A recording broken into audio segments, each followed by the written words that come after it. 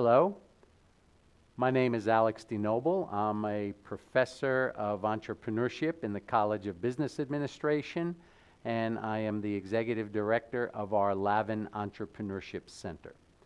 Today, I want to talk about providing you with an overview of the entrepreneurial process, how to think about it, where do ideas come from, and what do you do, and primarily, how do you get from a point where the idea comes from your head, how do you get it out of your head and into the commercial market space? And so we get to think about entrepreneurship in this way by starting off with, I want you to envision yourself. This is you. And the key question then is, what inspires you? Where do those ideas come from?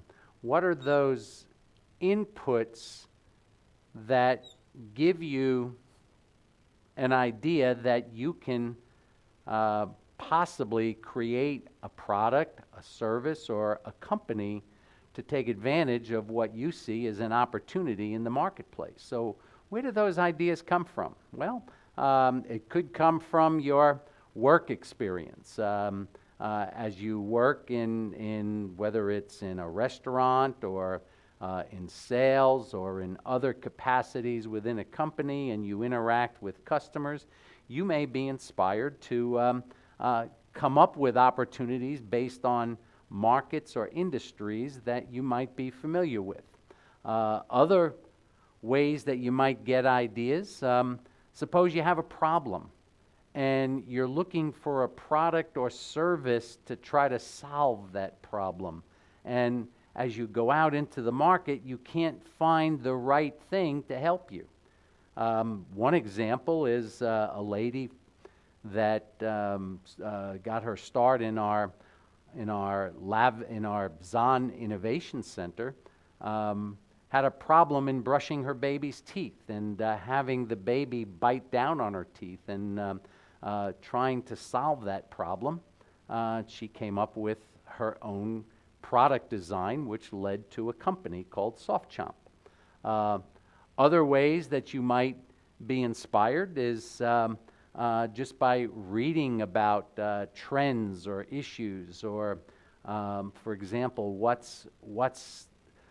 is 3D printing enabling you to do in the marketplace? What kind of products or services? And or what about big data and data analytics, predictive analytics? So it could be any, what I like to refer to as enabling technologies that could inspire you to come up with an idea. It could be the classic aha moment. You're in a shower, you're singing, you're thinking, and an idea pops into your head. But whatever that source, at some point, all of us have experienced coming up with an idea. And then the challenge becomes, what do you do with that idea? And I like to refer to this as the decision to act. Well, the decision to act, I mean, for many of us, you come up with the idea, and for some reason, you're not willing to act on that idea. And many of us keep those ideas locked in our heads. But certain individuals, the entrepreneurs among us, begin to start thinking about, how do you go from that idea, and what does acting on that idea mean? Okay? Acting on that idea really implies that at some point you're going to come up with a concept for a business. Okay? You get an idea of, I want to start any kind of business, whatever that business might be. I might want to start a new social media platform. I might want to start a pet sitting service, or I might want to open up a particular themed restaurant, or whatever that might be. Typically you come up with this concept for a business, and then the next challenge and what I'm talking about is how do you go from this concept, having this idea in your head, how do you go to a point out here where I like to refer to this as commercial ready venture, okay? I like to refer to this as day one. The first day you're willing and ready to start receiving customers because you've got a developed product or service that you can offer to the marketplace. And my point to you is going from concept to commercial ready venture may not be as easy as this straight line is indicating. To me, this really requires some parallel thinking or integrated thinking, because at one level,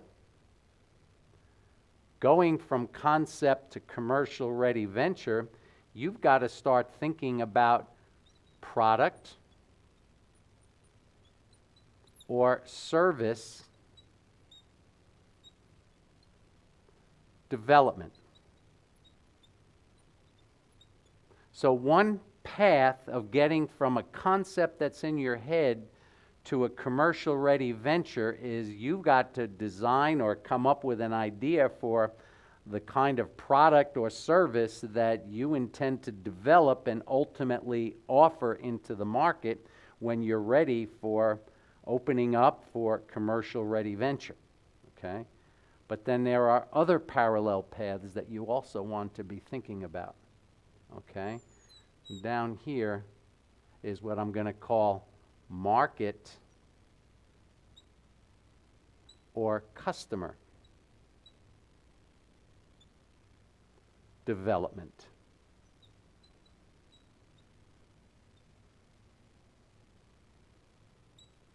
Market or customer development. So it's one thing to come up with an idea for a product or service, and it's something very different to identify who that customer is. What market are you trying to serve in this particular space? So going from concept to commercial ready venture, clearly you have to have some kind of a product, but you also have to have a customer or a market in mind. Now note, for right now in my diagram, I'm drawing these as parallel. But in reality, what I have seen is that effective entrepreneurs tend to go back and forth between thinking about what that product or service should be and then ultimately thinking about who that customer is. And then basically you want to be informed by the customer, what the customer's needs are, what the customer's wants are. And that, to a certain extent, should inform future iterations of your product or service development. And one problem that I've seen, especially with entrepreneurs that want to go down this path, primarily coming from a technical perspective, they want to focus so much on developing the product or service, and they want to make that product or service so great from a technical point of view that they really begin to lose sight of the market that they're trying to serve. So my point is, getting from concept to commercial ready venture really requires a lot of interplay here, and I'm beginning to start to make this a messy process, because that's really what you're talking about on what I like to refer to as the fuzzy front end of product development, which really causes you to think about different design implications. Now, another path that we also have to go down in getting from concept to commercial ready venture is what I'll call the organization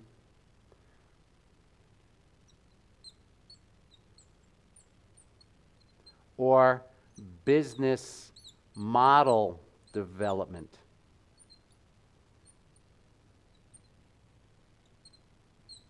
All right?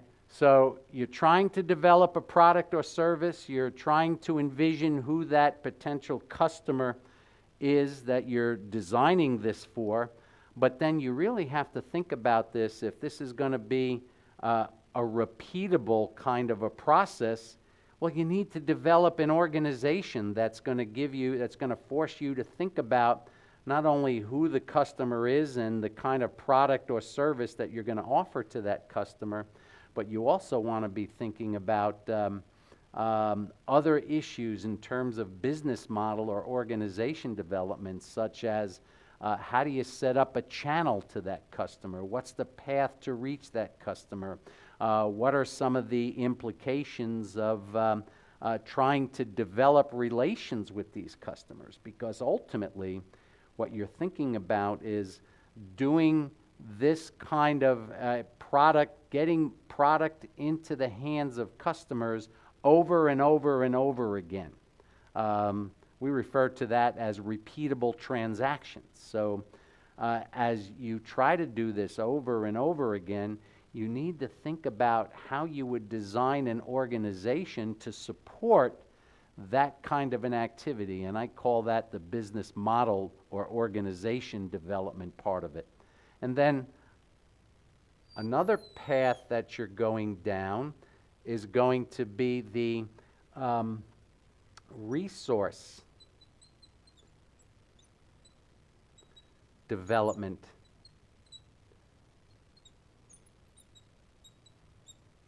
The resource development path. How do you get from concept to commercial ready venture while you're trying to develop a product or service that you can sell over and over again? That's going to require resources. That's going to require human resources. That's going to require financial resources. That may require the acquisition of intellectual property-based resources. So as you think about how do you get from that concept to your head, that's in your head, into a commercial ready venture state, you really have to consider all of these different elements. And as I draw this going from here to here, I really want to imply that it truly is a very messy process.